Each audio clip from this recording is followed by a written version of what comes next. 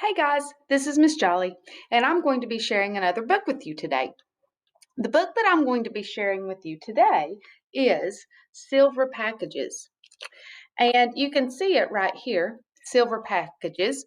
It is an Appalachian Christmas story by Cynthia Rylant. And the great thing about this book is it is based on a true story. And another really interesting fact about this book is this story talks about a Christmas train that traveled in and around the mountains and foothills of Virginia and North Carolina. This Christmas train actually come to our town, to North Wilkesboro, and came through, and there were many families from the Mulberry community that visited the Christmas train and enjoyed some of the Christmas blessings that the Christmas train delivered. There are some people that remember stories about the Christmas train. If you talk to Miss Bell, she could tell you even more about it. Miss Virginia Bell, the bus driver, actually remembers the Christmas train. So, I'm going to take you through this PowerPoint before I read the story with you, and we're going to go over some vocabulary words from the story that will help us to understand the story better, and also we're going to talk a little bit about inferencing and what it means to infer. Okay, Silver Packages by Cynthia Rylant. Our essential question for this story is going to be, how does making inferences help me be a better reader? And good readers do this all the time. Good readers use what they know and the clues that the author gives them to make inferences or come up with solutions to problems or to try to figure out what's going on in the story. And this helps us remember and comprehend the story better. The standard that we're going to be focused on during this reading is RL1. Read closely to determine what the text says explicitly to make logical inferences from it. Cite specific textual evidence when writing or speaking to support conclusions drawn from the text. So the first vocabulary word that I want to talk about is platform. And here is a picture of a platform. By looking at this picture, what do you think platform may be? It is a two-syllable word, platform, and we can see in the picture that we see steps going up, so the platform is above ground somewhat. Well, platform is a noun, and remember, a noun is a person, place, or thing. And a platform is a raised level surface on which people or things can stand. Sometimes we think of stage. If you've ever been to a concert or you have ever been, remember when we used to get to go on field trips and we went to the John A. Walker Center and there was a stage? Well, a platform is very similar to a stage. It's just not necessarily where people perform. Maybe they're standing up on that for another reason, like possibly waiting for a train.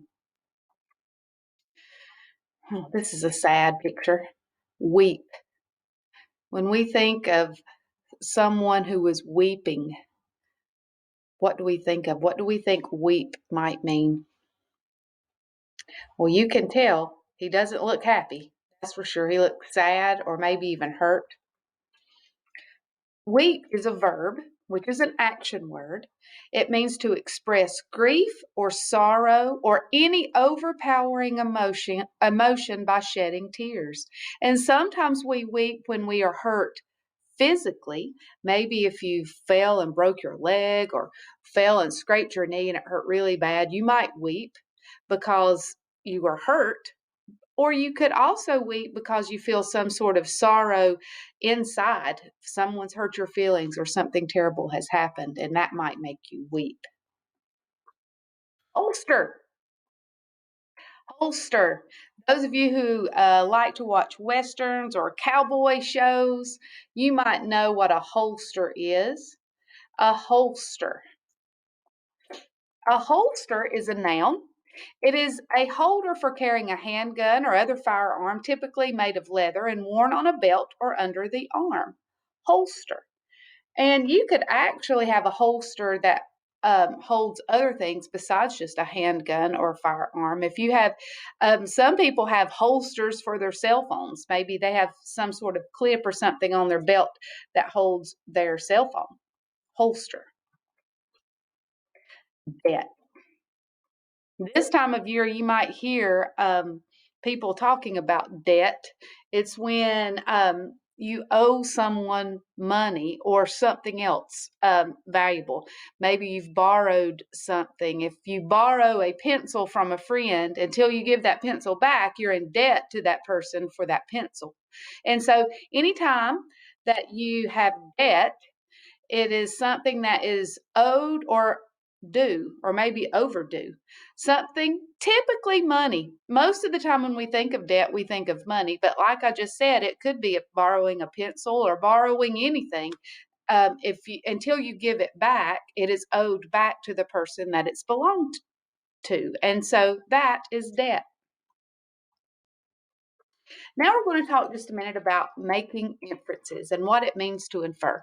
And remember, if I could be with you instead of recording this, I would be making this anchor chart with you. But anyway, we'll do the best we can. Making inferences is using schema plus text evidence equals the inference. So what is schema? Well, schema is what you already know. It's what you know before you even read the story, or what you know about something before you even start. It's what's already in your brain and your background knowledge. Text evidence is clues. It's the clues that the author gives you by saying it or using an illustrator to draw it. It's what you figure out from reading the text. And then the inference is when you put that all together, like an addition problem. It's what you already know plus the clues. And then you say things like, this could mean, or I can infer.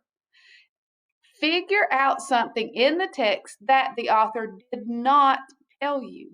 And so many times when we are reading, good readers have to do this. You have to figure out what it is the author is trying to tell you without telling you. And so we have to be detectives and infer. So in just a few minutes, you are going to enjoy this book, and you're going to get to do some inferring. Now, just to take us a little bit deeper into inference, to infer means that you figure out what the author doesn't tell you. Oh, and I've got so many apostrophes up here. I'll have to take that one out. Doesn't tell you, using story information. So we make inferences by thinking about how the character feels, thinking about why the characters do or say something, thinking about how the setting impacts the story, thinking about the author and what the author reveals in the story, thinking about how conflicts are handled in the story, and thinking about what may happen based on what I know. And so these are all ways that we can make inferences. So in a few minutes, I hope that you click the link that your teacher has shared with you, and I'm going to be reading you one of my very favorite stories based on a true story, and this one will pull on your heartstrings. It's a wonderful story, and I look forward to seeing you in just a few minutes. Merry Christmas!